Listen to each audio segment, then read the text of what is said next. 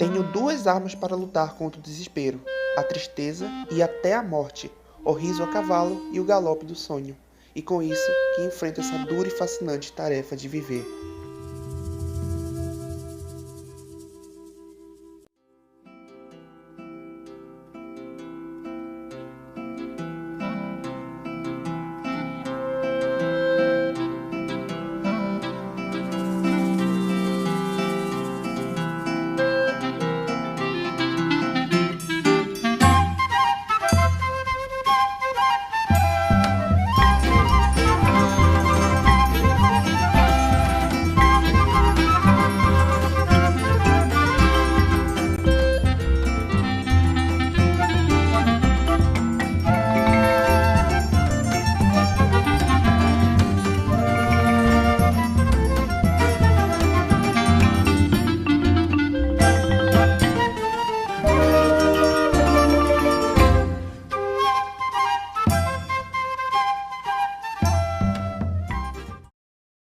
Ariano Vilar Suassuna nasceu em 16 de junho de 1927, no Palácio da Redenção em João Pessoa, Paraíba.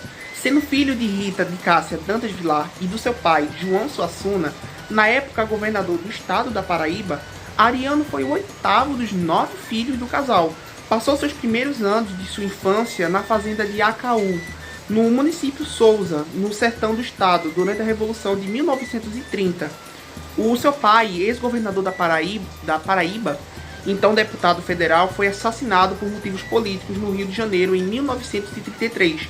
A família teve que se mudar para Tapeorá, no sertão da Paraíba, onde Ariano acabou iniciando os seus estudos primários, onde teve os primeiros contatos com a cultura regional, assistindo às apresentações dos mamulengos e os desafios de viola.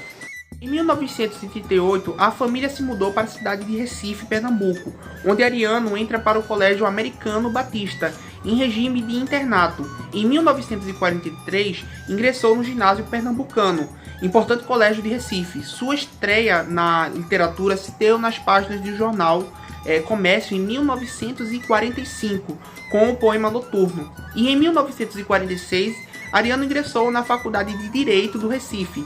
Enquanto estudava as leis, escrevia suas primeiras peças para o Teatro de Estudantes Pernambucano, espaço que foi criado por ele e pelo seu amigo Emílio Borba Filho. No ano seguinte, em 1947, ele escreveu sua primeira peça, Uma Mulher Vestida de Sol, e no outro ano escreveu Cantam as Harpas de Sião. Em 1950, concluiu o curso de Direito e dedicou-se à advocacia e ao teatro. E em 1955, Ariano escreveu a sua obra mais popular e conhecida, O Alto da Compadecida, obra esta que iremos abordar nesse webinário. Obra que conta a vida de dois amigos, Chicó e João Grilo, que se enquadra na tradição medieval dos milagres de Nossa Senhora, em que, numa história mais ou menos profana, o herói em dificuldade apela para Nossa Senhora. Em estilo simples, o humor e a sátira unem-se num tom caricato, porém com um sentido mais moralizante. Ariano traz uma visão cristã, sem se aprofundar tanto, denunciando o preconceito e a corrupção e muito a hipocrisia que se acontecia na história. E no dia 11 de setembro de 1956, estrela a peça no Teatro Santa Isabel. E no ano seguinte, a peça é levada para o Rio de Janeiro e é apresentada no primeiro Festival de Amadores Nacionais. O Alto da Compadecida chegou a ser adaptada 2 vezes para os cinemas, uma em 1969 e outra em 2000, que também chegou a ter sua estreia na TV, a partir de 1956. Ariano passou a dar aula de estética na Universidade Federal de Pernambuco, conhecida como UFPE, e abandona a advocacia em 1957. Casou-se com Zélia de Andrade Lima, com quem teve 6 filhos, Maria, Joaquim, Manuel, Mariana, Isabel e a Ana. Ariano permaneceu como professor até 1994, quando se aposentou, porém em 2008 volta a dar aulas na UFPE no curso de Letras, ministrando a cadeira de Estética. Ariano continuou criando e escrevendo peças de teatros e romances e poesias, como A Farsa da Boa Preguiça, Uma Mulher Vestida de Sol e o Romance da Pedra do Reino e O Príncipe de Sangue Vai e Volta. Isso sendo apenas algumas das mais diversas obras dele, sendo elas traduzidas até mesmo para outros idiomas. E em 1970, Ariano Suassuna cria e dirige o movimento Armorial, com o objetivo de realizar uma arte brasileira erudita a partir das raízes populares. Ariano chegou a escrever mais ou menos 15 livros, entre eles romances e poesias, 18 peças e teatros, e em 1989, Ariano foi eleito para a Academia Brasileira de Letras e em 1990 assumiu a cadeira de número 32. Em 1995, Ariano assume a Secretaria Estadual de Cultura do governo de Miguel Arraes. Suas aulas e espetáculos se tornaram um projeto do governo para difundir o estado do Brasil e cultura pernambucana. Ariano recebia inúmeros convites para realizar suas aulas e seus espetáculos em várias partes do país, onde com seu estilo próprio e seus causos imaginativos deixava o público encantado. Em 2007, Ariano Suassuna assumiu a Secretaria Especial de Cultura do Estado de Pernambuco, convidado por Eduardo Campos, no segundo mandato do governador. Ariano passou a integrar a Assessoria Especial do Governo do Estado.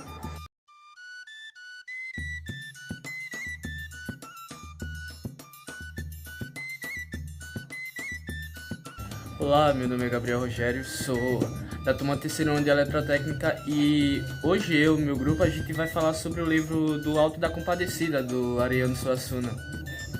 O livro Alto da Compadecida ele foi escrito e também ensinado no ano de 1955. A peça tem três atos muito importantes, que é a divisão do livro, ou para quem não sabe, é os próprios capítulos. Deixa eu colocar aqui. A peça vai se passar na cidade chamada Taperoá. As outras personagens também que a gente vê logo de cara é o próprio João Grilo e o Chicó, que são os protagonistas do livro, no caso da peça. E a gente vê que a representação dele vai ser como o João Grilo a esperteza e o Chicó a covardia. O João Grilo e o Chicó eles vão parecer mais dupla de palhaço dentro dessa peça. O próprio João Grilo ele vai com suas mentiras enganar as outras personagens dentro da peça. E o Chicó, entrando na onda do amigo, vai fazer o mesmo, mas ainda com um pouco sendo reprimido pela covardia, não sabe se vai dar certo e aquilo, enfim, segue a peça, né? Eles dentro da peça vão representar os reprimidos, os pobres, os mentirosos. Os outros personagens que vão aparecer no livro também é o padeiro e a mulher, que vão representar a burguesia, a adúltera e o famoso corno. E como os bons patrões que eles são, eles vão explorar, né, o trabalho do próprio João Grilo e o Chicó dentro da própria peça. Vamos também ter o Padre João, o Bispo e o Sacristão, que vão ser representados como uma igreja corrompida, que são aqueles membros que não sabem a forma certa de agir. E também vamos ter o Frade, que vai ser representado como uma igreja pura. E também vamos ter o Coronel, o Major Antônio de Moraes, que vai representar o poder econômico e o poder político, onde a igreja vai se curvar. E para finalizar as apresentações desse personagem, temos por fim o Severino e o Cangaceiro, que vão representar os marginais, os bandidos na peça. E nisso tudo a gente pode ver que temos uma pirâmide social brasileira nordestina, que no topo fica o coronel, o major Antônio de Moraes, aí a igreja, que vem logo depois, e vamos ter os burgueses, que vai ser representado pelo padeiro e a mulher, e vamos ter os reprimidos, né, que são os trabalhadores, que é a representação do João Grilo e o Chicó. E na margem de tudo isso, a gente vê os marginais, os bandidos, que são representados pelos próprios cangaceiros. E no segundo plano, quando eles morrem, a gente vê, né, a gente tem a presença do Encorado e o Diabo, que é o príncipe das trevas, o famoso Satanás. E vamos também ter o Emanuel, que é Jesus, e a Compadecida, que é a mãe de Jesus. O enredo começa com o primeiro ato, que é o enterro da cachorra, que a gente vê que o João Grilo tá tentando enganar o próprio padre, o sacristão, falando que a cachorra era do Major Antônio de Moraes, fazendo e enganando os próprios. Mas como o João Grilo é esperto e a sua esperteza é muito grande, ele falou que a cachorra tinha deixado testamento para a igreja, para o sacristão, para o bispo e até para o próprio padre. Mas como o padre tinha descobrido a mentira do João Grilo, ele não ia fazer ou benzer a cachorra. Mas a cachorra já tinha morrido, então a dona da cachorra queria que ela fosse enterrada em latim. Aí que o padre não queria mesmo. Olá, meu nome é André, eu sou aluno do terceiro de Eletro e vou falar um pouco sobre as características e algumas coisas sobre os personagens.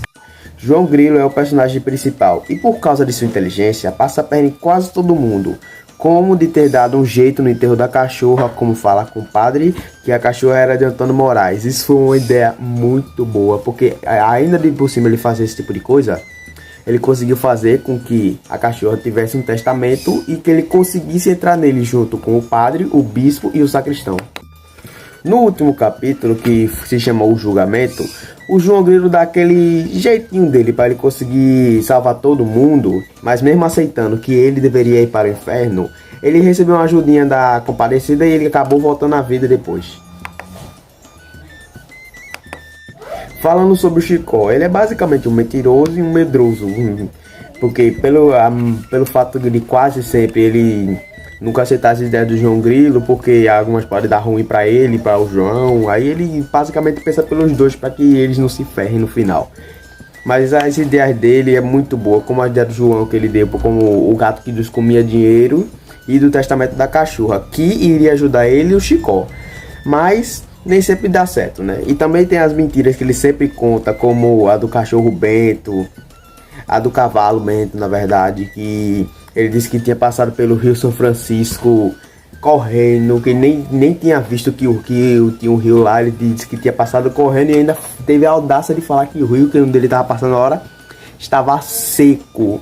É, o Rio São Francisco seco. Bizarro, né? Então, uma das melhores mentiras do Chicó. Agora eu vou falar um pouco sobre o padeiro e a mulher dele. A mulher do padeiro é basicamente aquela que toma a frente e o rumo de tudo. Ela que quer mandar logo nas coisas antes do padeiro. E o padeiro, já que quase nunca tem a palavra, ele só repete às vezes o que a mulher diz. Como quando o padre não queria benzer a cachorra dela, que aí aconteceu o quê? Ela disse que não ia mais dar o pão de graça para a igreja, não ia também tirar a vaquinha deles que fornecia leite. Então, ela basicamente é a que manda em tudo. E o padeiro só fica lá como coadjuvante. Severino é aquele cangaceiro que ganhava a vida matando as pessoas e roubando elas e também fugindo da polícia. Mas quando ele foi chegar no julgamento, ele foi perdoado porque desde cedo ele já tinha perdido os pais porque foram assassinados. Aí, em vez de ele ficar lá junto com o povo, ele foi o primeiro a ser mandado para o purgatório. E também tínhamos Antônio Moraes, que era muito respeitado pelo padre, pelo bispo, pelo sacristão, porque, bem, na época deles era a pessoa que mais tinha dinheiro. Era como se fosse, sei lá, um senhor de engenho, padre pelo bispo, pelo sacristão, porque, bem, na época deles era a pessoa que mais tinha dinheiro. Era como se fosse, sei lá, um senhor de engenho que tem muito dinheiro. Aí o padre, o bispo e o sacristão, eles respeitavam muito o Antônio Moraes. O padre era aquele personagem que o João Grilo queria que fosse benzer a cachorra que era da patroa dele, que não morresse. Aí o João Grilo teve a ideia, né, de fazer o testamento da cachorra. Aí incluiu o padre e o sacristão, que estavam lá. Basicamente o sacristão não queria enterrar a cachorra em latim, porque achava que isso, digamos, seria uma proibição da igreja. Aí o padre basicamente aceitou porque a cachorra tinha um testamento que tinha um dinheiro para ele e para o sacristão. Também tínhamos o bispo, né, que o bispo era a autoridade máxima, que o padre e o sacristão respeitavam muito, que também era, como posso dizer, gostava muito do dinheiro, né? E por causa desse tipo de coisa, o João Grilo conseguiu passar a perna nele também, acrescentando ele no testamento da cachorra. Ficou ele, o bispo, o sacristão e o João Grilo no testamento da cachorra, para que conseguisse dividir os contos de réis. Manuel, também representado como Jesus na história do Alto da Compadecida, é basicamente o juiz do julgamento que teve lá. Ele que, bem, escutava coisas tanto da Compadecida quanto o do Encorado, que eles dois estavam lá para dar o depoimento deles e falar como se eles deveriam ir para o inferno, se eles deveriam ir para o purgatório, ou se eles deveriam voltar à vida. Então, quem decidia tudo lá era Manuel.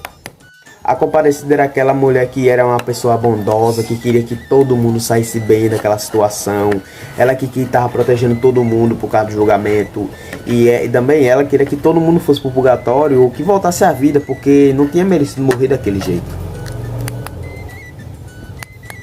E também o Encorado, ele basicamente era o diabo de lá. Ele que queria que todo mundo se ferrasse, queria que todo mundo fosse com ele junto pro inferno, queria que todos eles sofressem pela coisa que tinham feito, inclusive João Grilo, porque tinha enganado o padre, o bispo, o sacristão, a mulher do padeiro, o padeiro, e também Severino, né, com a ideia dele da gaitinha que revivia dos mortos.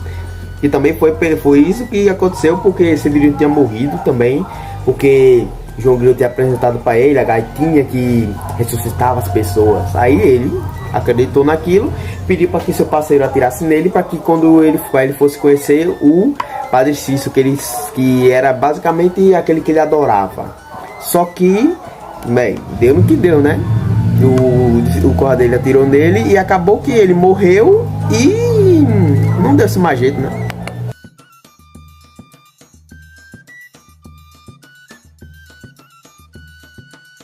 Na página 165, temos Manuel respondendo a pergunta de João Grilo a respeito de uma pergunta que ele fez no tribunal, mas Manuel responde que isso não se passa de um grande mistério, que ele não pode responder, e mesmo se ele explicasse, ninguém entenderia nada. E ele também não correria o risco de enviar João Grilo de volta para a Terra com essas informações. Informações essas que são muito íntimas de Manuel para com o pai.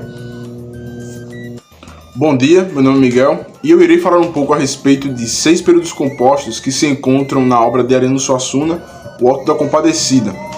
Um dos 6 se encontra na página 91, onde mais especificamente o cangaceiro diz: ia matar a mulher primeiro, como o Senhor, mas no momento em que ia puxar o gatilho, o homem correu, abraçou-se com a mulher e morreram juntos. O segundo pode ser encontrado na página 129, onde João Grilo diz: precisando de João Grilo, pois vou dar um jeito. A terceira pode ser encontrada na página 101, onde João Grilo diz: o cabra estava vivo e ainda atirou em mim. Na página 144 encontramos mais uma, onde Manuel, ou Jesus, também diz: não vou deixar que você volte, porque minha mãe pediu, mas só deixo você ir com uma condição.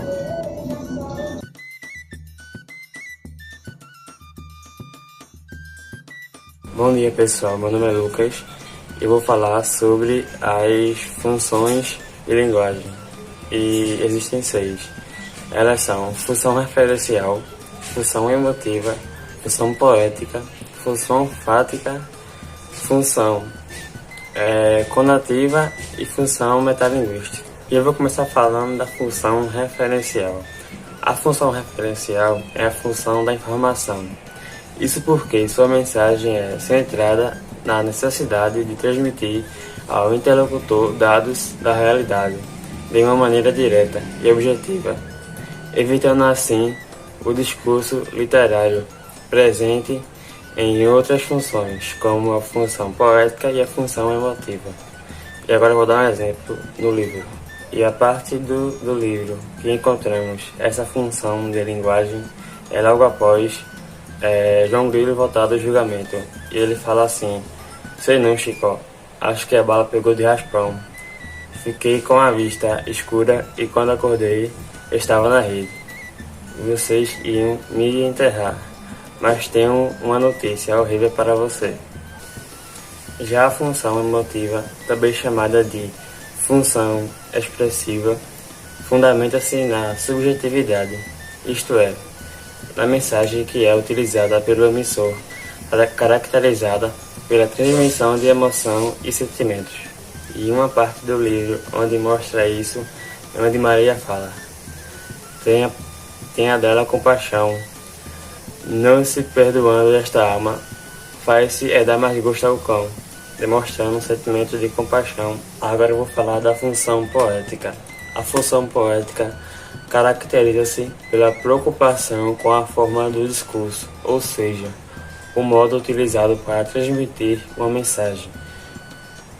Um poema é um bom exemplo disso. Um bom exemplo é quando João Grilo fala assim: Vale-me, Nossa Senhora, Mãe de Deus de Nazaré, a vaca mansa dá leite, a braba dá quando quer, a mansa dá sossegada, a braba levanta o pé. Já fui navio, já fui barco, mas hoje sou escalé.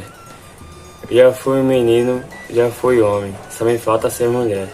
Já a função fática, traduzida do inglês, em linguística, uma expressão fática é a comunicação que serve para estabelecer ou manter relações sociais, em vez de transmitir uma informação. Um exemplo no texto é quando Severino está matando todo mundo, e o frade fala assim: e agora? Eu? A função conativa ou apelativa é um recurso amplamente utilizado em textos que têm como intenção convencer o destinatário da mensagem. Um exemplo disso é quando Severino questiona Chicó, falando assim: mas em tão pouco tempo, como foi isso? E Chicó responde: não sei, só sei que foi assim tentando convencê-lo de que sua história é verídica. Função metalinguística, ou seja, o código é o tema da mensagem, que é usado para falar sobre ele mesmo. Um exemplo disso é quando João Grilo fala assim: então já sei que estou desgraçado, porque comigo era na mentira. Basicamente a história é sobre isso. João Grilo contando mentiras.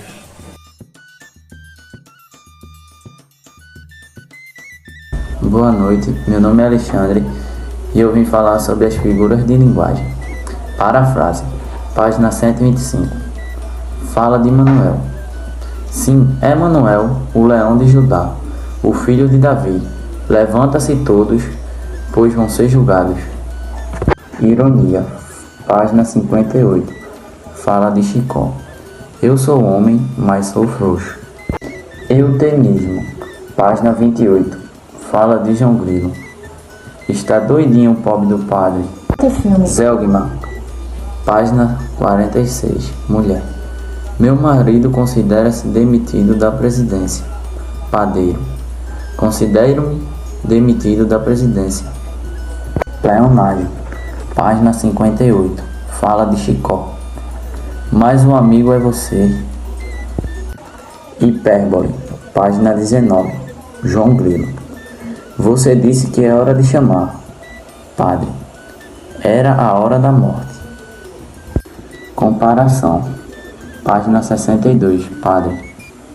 O canalha amarelo que mora aqui e trabalha na padaria chegou dizendo que o cachorro de Antônio Moraes estava doente e que ele queria que eu batizasse quando o homem chegar. Sinestesia. Página 120. Demônio. Peço-lhe desculpa, não foi isso que eu quis dizer. Catacrese, página 46, fala de João Grilo. E ninguém quer se arriscar assim? Há de respeitar a vontade do morto? Metonímia, página 19, Chico. Eu a cavalo, ele a pé. Olá, meu nome é Alan e hoje eu vou falar sobre as figuras de linguagem. Onomatopeia, página 81. Onde o padre fala: enterrando latindo, senhor bispo. Au, au, au, não sabe? Anáfora, página 169. Onde João Grilo fala: a vaca mansa dá leite, a braba dá quando quer. A mansa dá sossegada, a braba dá quanto pé. Simbologia, página 49. Onde o padre diz: também, ô terra pra ter cachorro doente, só essa. Personificação, página 15. Um cachorro como esse se vê que é merecedor. Página 68, onde João Grilo diz: quem não tem cão, caça com gato. E eu arranjei um gato que é uma beleza para a senhora.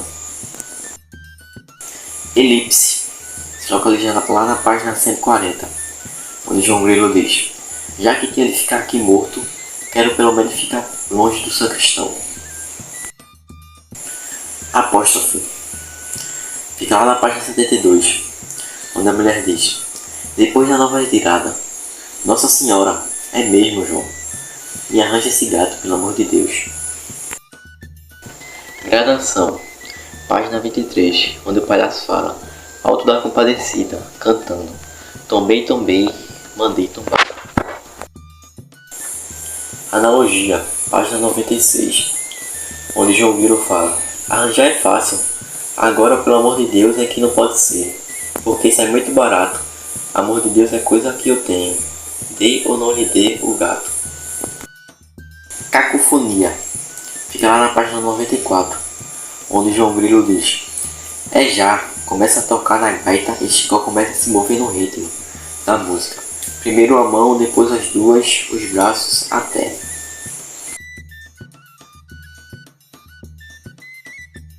Olá gente, meu nome é Anderson Cris, vou falar sobre o glossário, que são as palavras peculiares e oriundas do livro Alto da Compadecida. Custeando está na página 37 e significa: vem do verbo custear, o mesmo que pagando, bancando, financiando. Se encontra quando o padre fala: sou eu que estou custeando. Embrulhada. Fica na página 26 e significa confusão, complicação, atrapalhada. Se encontra quando Chicó fala: você que inventou a história e que gosta de embrulhada. Ruidosamente. Se encontra na página 35 e significa de modo ruidoso, com ruído. Exemplo: o trem partiu ruidosamente.